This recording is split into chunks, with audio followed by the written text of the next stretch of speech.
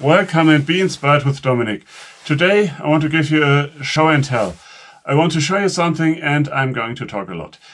Yes, it'll be that kind of video and it won't be a project video, so there's no room for the cult. No one expects this cult.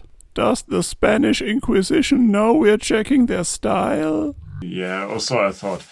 So what I made is something for the shop and we'll get to that in a second. 1, 2... 2 seconds actually. Awesome! I made this. It's made from Foamcore, but you can substitute thin plywood or particle board. The backs of old furniture, like wardrobes or such, would probably work well. And duct tape. Dust is optional. Let me show you how it works. That's the magic of video editing, but I'll let you in on a secret. If you watch it from the other side, you'll see how it's done.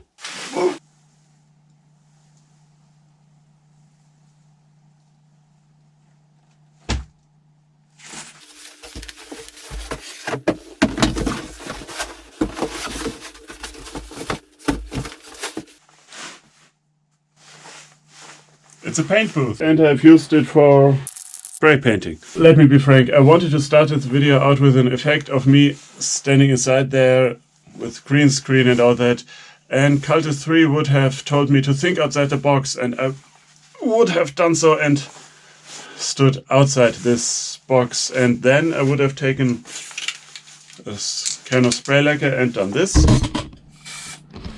and I would have said, boy, am I glad that I wasn't in there when that happened. That would have been great. I am still glad, but then I put it up and saw this is not really a wide room where I would like to put myself into. Like I said, I used it not as much as I wanted, but then summer came and I could do spray painting outside. Another issue with this, it doesn't have ventilation or spray collection, if that's a thing. I do have a small fan that I could use or want to use for this, but I'm not quite sure how to implement it because I don't want all the spray to be actually sucked into the fan. I just wanted to create enough pressure to keep the spray in the booth. But in my experience, it's still preferable to doing it just out in the open, especially if you're using paint instead of spray lacquer, which will leave a mark. So, why did I make it? I hope that's obvious because I can't remember. How did I make it? Like I said, I used duct tape and I thought at the time, and I still do, that the joints I made are interesting enough to share. So, let's put this thing away.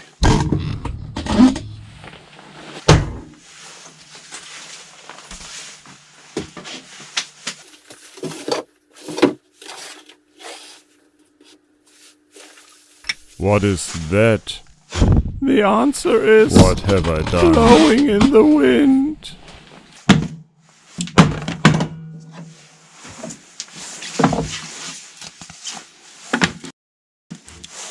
There's the simple joint. We'll just butt 2 pieces up. Fold it over. Once you've folded it over, you put another piece on here. It won't fold up properly, but you only need a 90-degree corner.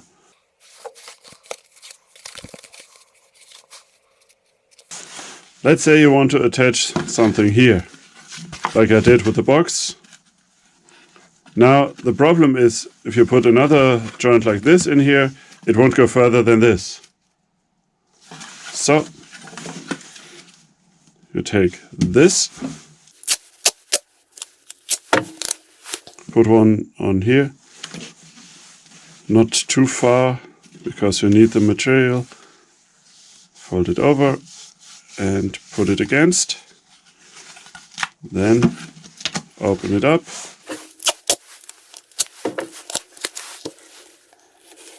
this here, and this, you can put it this way and that, and you can fold it flat. Now you can do the same. I don't think that is... I think he knows. And I did it wrong. No, I didn't. Yes, I did.